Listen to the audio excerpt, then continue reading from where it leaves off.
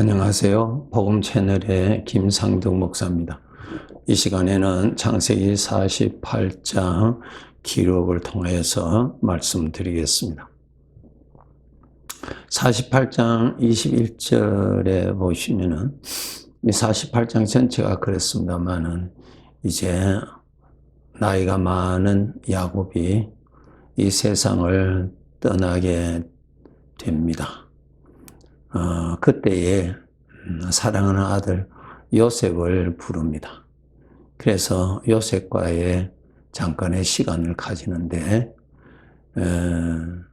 그 야곱이, 아버지가 되는 야곱이 이렇게 말합니다. 21절에 보시면은 나는 죽으니 나는 죽으나 나는 이제 죽는다 그랬습니다. 나는 이제 죽는다. 창세기에서 참 우리들에게 너무나 소중한, 너무나 귀한 말씀들을 우리 아버지께서 주셨습니다. 오늘 48장에서 보면은 이제 야곱이 나는 이제 죽는다 그랬습니다. 모든 사람에게 다가오는 문제죠. 이제 나는 죽는다. 이런 때가 우리들에게도 때가 되면은 다 오게 되어 있습니다. 죽는다고 했을 때 내가 그동안 어떻게 살았는가라는 것이 결산이 되죠. 예.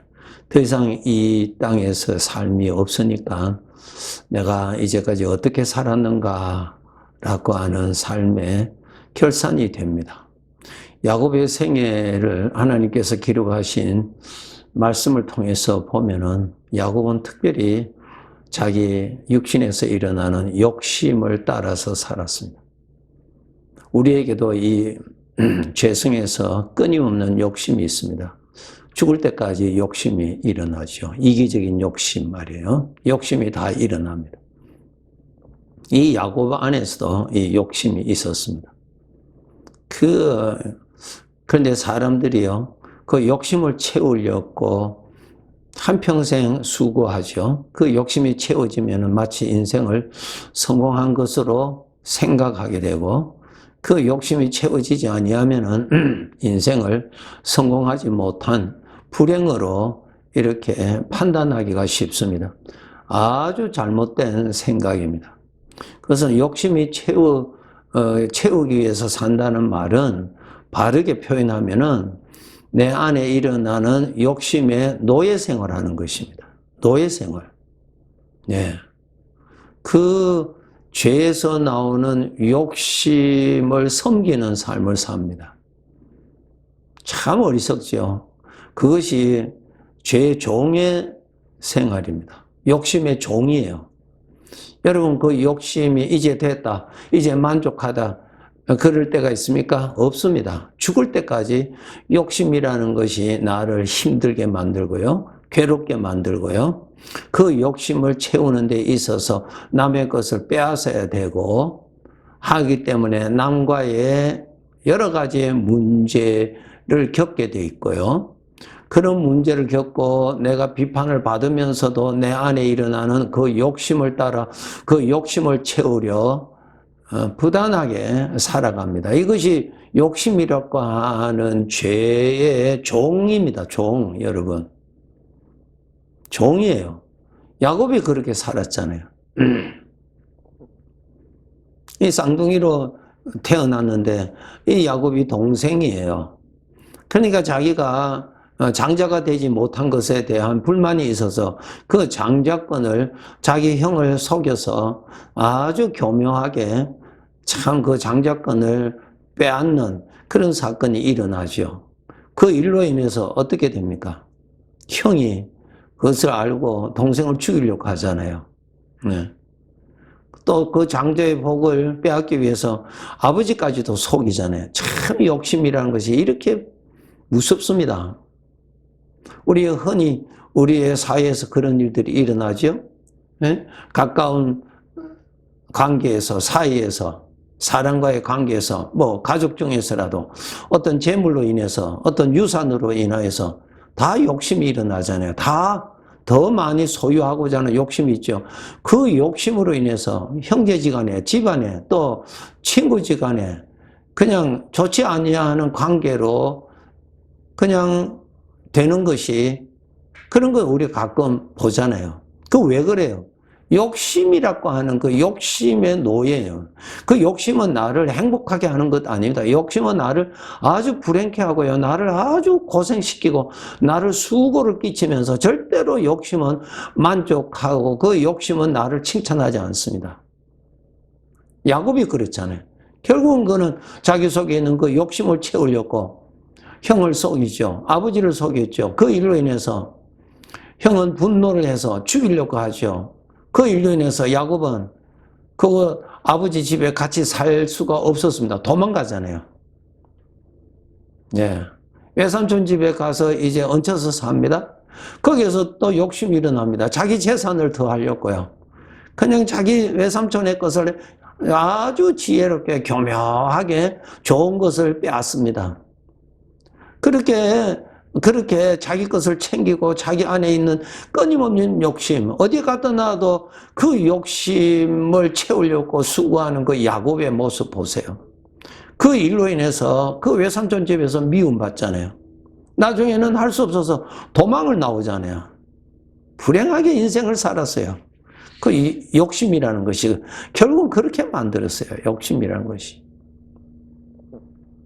예.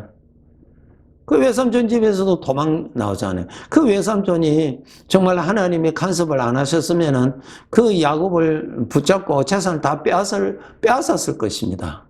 예. 자, 그가 돌아옵니다.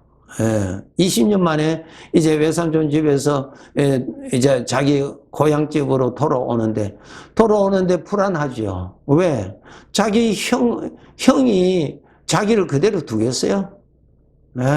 그 마음이 얼마나 불안하겠어요. 20년 만에 돌아오는 그 마음에, 고향을 찾아오는 그의 마음이 아주 참 기분이 좋고 소망 중에 와야 되는데 오지를 못하잖아요. 아주 무거운 마음으로 그는 고향을 찾아갑니다. 예. 어떻게 전개될지 모르는 불안한 가운데, 이 다 욕심 때문에 자기 인생이 그렇게 돼버렸어요. 그런데 가는 길에 자기 형 에서가 자기가 데리고 있는 사람들 400명을 데리고 야곱이 온다는 소식을 듣고 오고 있었습니다. 얼마나 두려웠어요. 모든 재산은 그동안 20년 동안 고생하고 미움 받아서 정말 참 그렇게 해서 모았던 재산 하루아침에 다 없게 될 뿐만 아니라 자기 가족들도 다 죽을 수밖에 없고 400명이 오는데 어디로 도망가겠어요? 어떻게 대적하겠어요? 야곱도 뭐 죽을 수밖에 없죠. 야복강에서 그는 정말 목숨을 걸고 하나님 앞에 기도하지요. 도와달라고. 자, 그러한 인생을 살았어요. 야곱이 이제 조금 세월이 지났어요. 세월이 지났는데 그가 사랑하는 아들 요셉이 자기 아들들이 속여서 요셉이 죽은 줄로 알았잖아요. 요셉의 옷에 짐승의 피를 묻혀서 이 옷을 보여주면서 요셉이 짐승에게 찢겨 죽었다고 거짓말로 알려주고, 야곱이 그 일로 인해서 요셉이 죽은 줄 알고 그가 살았잖아요. 그 마음이 얼마나 불행했겠어요. 얼마나 고통스럽겠어요. 예. 그는 그렇게 살았어요. 그런데 나중에 가서 참 요셉이 살았다는 것을 알게 되고, 요셉 덕택으로 참 애굽으로 이민 가서 애굽에서 편안하게 살게 되었습니다. 17년간 살았죠. 그렇게 살다가 이제는 그가 나는 이제 죽는다, 나는 이제 죽게 되었다, 그 시점에 도달한 것입니다. 어떻게 살았느냐? 그거 하나 남는 것입니다. 무엇을 소유하고 있느냐가 남는 것 아니에요. 속지 마세요. 어떻게 살았느냐가 남는 것입니다. 예. 특히 여러분 우리 속에 있는 욕심을 우상화해서 욕심을 따라 살지 않도록 노력하세요. 그거 쉬운 것 아닙니다. 하나님의 은혜를 받으셔야 그것을 그 욕심이라고 하는 우상을 뜯어버릴 수 있는, 거절할 수 있는 능력을 여러분 받으셔야 돼요. 하나님께로부터 능력을 받아야 됩니다. 능력 받지 않냐면은 내 속에 있는 욕심을 저버릴 수가 없어요. 예, 평생 욕심을 섬깁니다. 우상으로. 비록 신앙생활 좀 한다 할지라도요. 한 번 더 말씀드릴게요. 야곱의 인생, 이제는 나는 죽으나, 나는 이제 죽으나, 이제 죽습니다. 그러면 그에게 남은 것이 무엇이 있어요? 그가 어떻게 살았느냐가 남는 거죠. 어떻게 살았느냐가 남습니다. 그가 지금 무엇을 소유하고 있으며 부동산 얼마나 가지고 있으며 현찰은 얼마나 가지고 있느냐가 아니고 그가 그동안 어떻게 살았느냐가 남는다는 것이에요. 우리 하나님의 자녀들, 우리 하나님 아버지 앞에 가서 우리 각자의 삶을 심판받는다고 분명히 기록되어 있습니다. 분명히 기록되어 있어요. 어떻게 살았느냐가 기록되어 있습니다, 여러분. 사탄은 오늘날 사람들을 속여서 많이 소유하고 즐기고 하려 합니다. 어리석은 부자의 비유 여러분 잘 아시죠? 이제 내가 많이 쌓아두었으니 먹고 마시고 즐기고 살자 그랬어요. 아니요. 그는 어떻게 살았느냐가 없었어요. 그래서 심판하실, 그의 생애를 심판하실 주님께서 뭐라고 말씀하셨어요? 이 어리석은 사람아, 이 어리석은 사람아, 이 모든 것은 오늘 내가 너를 불러가 버리면 이 모든 것이 누구의 것이 되겠느냐 하는 거예요. 예. 어떻게 살았느냐가 남습니다, 여러분. 고난 중에서도 어떻게 살았느냐, 부유한 가운데서도 어떻게 살았느냐, 실패 중에서도 어떻게 살았느냐, 만족할 때도 어떻게 살았느냐. 욥에 대한 말씀 여러분 잘 아시죠? 욥이 부유하였을 때 어떻게 살았느냐 하나님이 기록하셨습니다. 욥에게 큰 어려움이 있었을 때 욥이 어떻게 살았느냐가 기록되어 있습니다. 예, 그것을 남기는 것이 인생입니다, 여러분. 요셉은 정말 그의 생애도 험악한 생애였어요. 그런 생애였지만 그가 어떻게 되었다고요? 어떻게 살았느냐고요? 그가 애굽의 노예가 되어서 살았을 때 그가 어떻게 살았어요? 하나님을 모시고 살았고 그를 통해서 하나님이 같이 계시다는 것을 보디발이 보았고 하나님의 은혜 중에서 살았습니다. 하나님을 모시고 살았습니다. 하나님이 같이 계시는 삶을 살았습니다. 하나님과 동행하는 삶을 살았습니다. 그의 신분은 노예였어요. 그의 삶은 얼마나 힘들었겠어요. 더 이상 이제는 인간적으로 볼 때는 소망이 없는 그의 삶이 아니었겠어요. 그러나 그는 그러한 문제와 같이 살지 않았어요. 네, 낙심과 같이 살지 않았어요. 하나님과 함께 살았어요. 하나님과 함께 살았어요. 애굽에 자기 혼자만 있는 것이 아니라 하나님도 같이 계시는 것을 알았어요. 함께 계시는 하나님을 그는 믿었습니다. 그에게 꿈으로 말씀해 주셨던 하나님이 여전히 애굽에서도 자기와 함께 계시는 것을 모시고 살았습니다. 하나님을 모시고 산 장자로 살았습니다. 그는 감옥에 있었지만 여전히 하나님을 모시고 살았습니다. 그 증거가 감옥에 있는 두 사람이 꿈을 꾸었을 때 하나님께서 요셉에게 그 꿈의 내용을 알려주셨습니다. 이것이 뭐예요? 요셉이 감옥에 있었을 때도 하나님이 없이 산 것이 아니에요. 감옥에 있었을지라도 하나님을 모시고 살았습니다. 하나님이 계시는 가운데서 살았습니다. 하나님이 계시는 가운데서 함께 살았어요. 그것이 인생이었어요, 여러분. 인생의 내용은 하나님이에요. 인생의 내용의 복은 하나님이세요. 하나님과 함께 살았습니다. 성도 여러분, 지금 여러분이 광야와 같은 이 세상의 길에 낮도 있고 밤도 있고 여름도 있고 겨울도 있고 여러 가지 어려움들이 쌓이는 이런 곳에서 우리는 당분간 살아 천국을 향하여 가고 있는 과정에 있습니다. 어려움을 만났을 때라도 하나님이 같이 계세요. 그 하나님과 같이 계세요. 여러분의 생각 안에 하나님을 모시고 계세요. 여러분은 하나님이 계시는 지성소라는 사실을 잊지 마시고 하나님 모시고 사세요. 하나님의 은혜가 나타나시는 것을 관심을 가지고 들으세요. 살펴보세요. 하나님을 모시고 사는 것이 인생이에요, 여러분. 하나님을 높이면서 사는 것이 인생의 내용입니다. 자신을 높이는 것 아니에요. 문제를 높이는 것 아니에요. 하나님을 높이고 사는 것이 인생의 내용이에요. 하나님 앞에 영원히 썩지 아니하는 영광스러운 삶의 내용입니다, 여러분. 나는 많은 것을 소유했다고, 나는 크게 성공했다고, 아니에요. 속지 마세요, 그거. 이제 내가 죽는다 했을 때 그거 다 없어지는 거예요. 다 과거지사로, 과거라는 시간 속에 다 없어져요. 뜨거운 사막바람 불면은 풀이 시들어지고 꽃은 다 떨어지는 것처럼 다 없어지는 거예요. 속지 마세요. 하나님을 모시고 살았느냐 하는 거예요, 여러분. 하나님이 나의 주인이세요. 나를 섬기는 것이 아니에요. 하나님을 섬기고 사는 것이 아들의 삶이에요. 어떻게 살았느냐 하는 것입니다. 야곱처럼 욕심을 따라서 사는 그러한 인생으로 기록되지 않도록, 요셉은 그런 가운데서도 욕심과 분노와 그런 그것과 같이 살지 않았습니다. 예, 억울함과 같이 살지 않았어요. 하나님과 함께 살았습니다. 요셉에게 복은 하나님밖에 없었습니다.